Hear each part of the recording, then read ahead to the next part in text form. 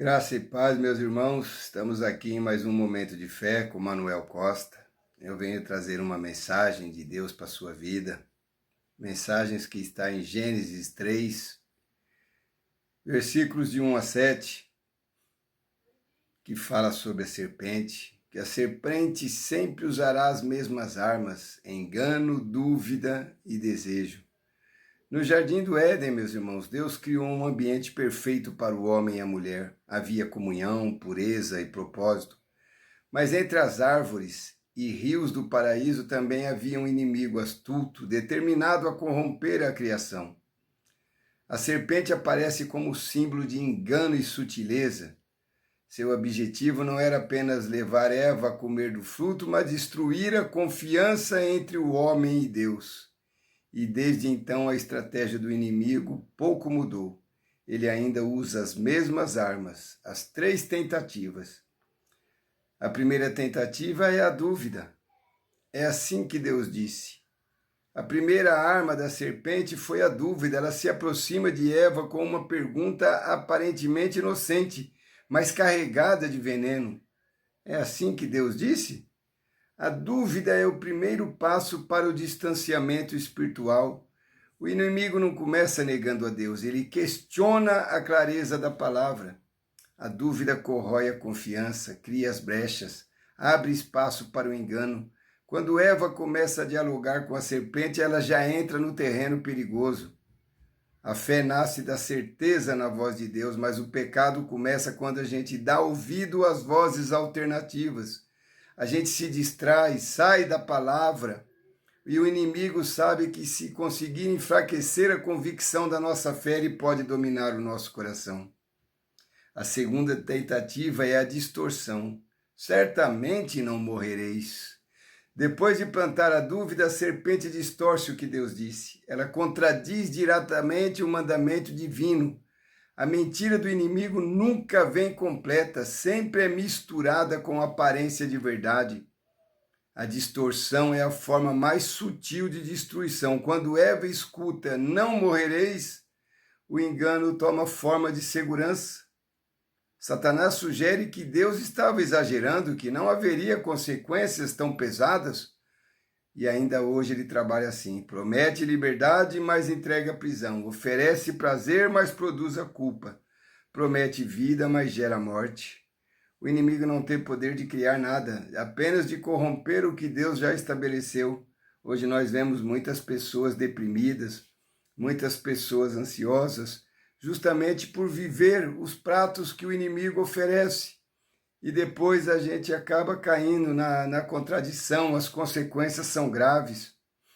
Nós temos que pensar antes de agir. Pensar nas consequências que podemos ter quando fazemos determinadas coisas.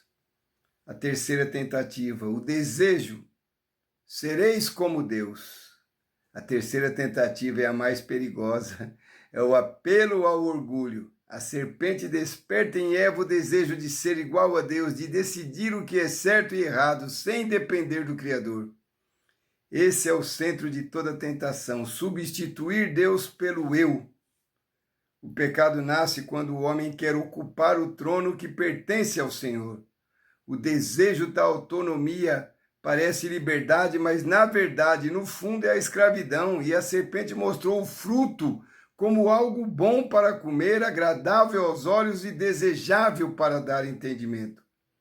Ela manipulou os sentidos e o ego, e Eva, seduzida, tomou do fruto e deu também a Adão. E assim o homem caiu, não porque Deus o abandonou, mas porque ele escolheu viver sem Deus. Nós temos o direito de fazer nossas escolhas. Olhe o mundo como está ao seu redor. São tudo escolhas feitas. Não podemos ficar culpando, não podemos julgar, mas também não podemos ficar culpando a Deus. As consequências da queda logo após o pecado, os olhos de ambos se abriram, mas não para a revelação, para a vergonha. Eles perceberam a nudez e se esconderam de Deus. A separação espiritual foi imediata. A culpa gerou medo, o medo gerou distância e a comunhão foi quebrada. A serpente alcançou o seu objetivo. Criar um abismo entre o homem e o Criador, mas mesmo na queda, a voz de Deus ainda se fez ouvir. Onde estás? O amor divino não desiste, mesmo quando o homem erra. Então, a promessa da restauração, nesse mesmo capítulo em que o pecado entra, a graça é anunciada. Deus declara que da semente da mulher viria aquele que esmagaria a cabeça da serpente.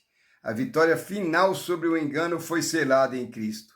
Na cruz, Jesus venceu as 3 tentações de forma perfeita. Não duvidou da palavra, não se deixou enganar pela mentira e não buscou glória própria.